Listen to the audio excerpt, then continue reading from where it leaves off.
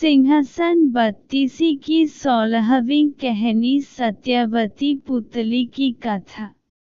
राजभोज दोबारा सिंहासन पर बैठने के लिए आगे बढ़े, तभी 16वीं पुतली सत्यवती सिंहासन से बाहर आई और राजभोज को गद्दी पर बैठने से रोकते हुए कहा, हे राजन, मैं आपको राजा विक्रमादित्य का एक किस्सा सुनाऊंगी। अगर आपको लगता है कि आप भी उतने ही महान हैं, तो इस सिंहासन पर बैठ जाना। इतना कहकर 16वीं पुतली सत्यवती ने कहानी सुनना शुरू किया। उज्जैन शहर में राजा विक्रमादित्य के शासनकाल में उनके न्याय और मेहनत की चर्चा दूर दूर तक थी। राजा ने अपने बड़े बड़े फैसलों और सुझावों के लिए 9 लोगों की समिति बना रखी थी। इन लोगों से ही राजा विक्रमादित्य राजकाज संबंधित सुझाव भी लेते थे। एक बार धन संपत्ति को लेकर कुछ बात शुरू हुई, तभी पाताल लोक की बात भी सामने आई और एक जानकार ने पाताल लोक के राजा शेषनाग की तारीफ की। उन्होंने बताया कि उनके लोक में सारी सुख सुविधाएं हैं, क्योंकि वो भगवान विष्णु के खास सेवकों में से एक हैं।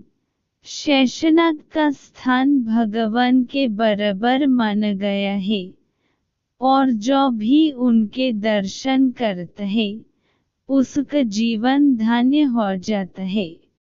इतना सुनते ही राजा विक्रमादित्य ने पाताल लोक जाकर उनसे मिलने का मन बन लिया।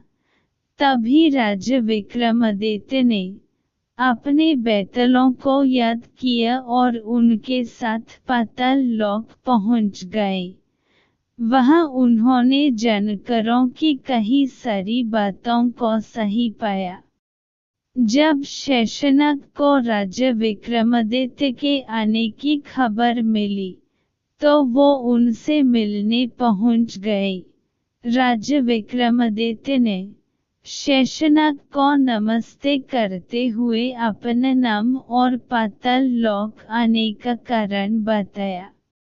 राजा विक्रमादित्य की बातें सुनकर और उनके व्यवहार से शेषनाग इतने खुश हुए कि राजा विक्रमादित्य को जाते जाते उपहार के तौर पर 4 चमत्कारी रत्न दिए। चारों रत्न की अपनी अपनी खूबी थी। पहले रत्न से मनचाहा धन, दूसरे रत्न से मनचाहे कपड़े व गहने, तीसरे रत्न से किसी भी तरह की पालकी, घोड़े या रथ, और चौथे रत्न से मान सम्मान मिल सकता था। रत्न मिलने के बाद राजा विक्रमादित्य ने शेषनाग को प्रणाम किया और अपने बेटलों के साथ राज्य लौट गए।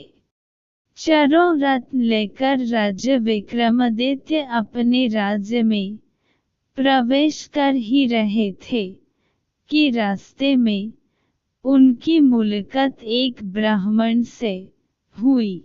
ब्राह्मण ने राजा से पाताल लोक की यात्रा के बारे में पूछा। राजा ने वहां हुई सारी बातें बता दी।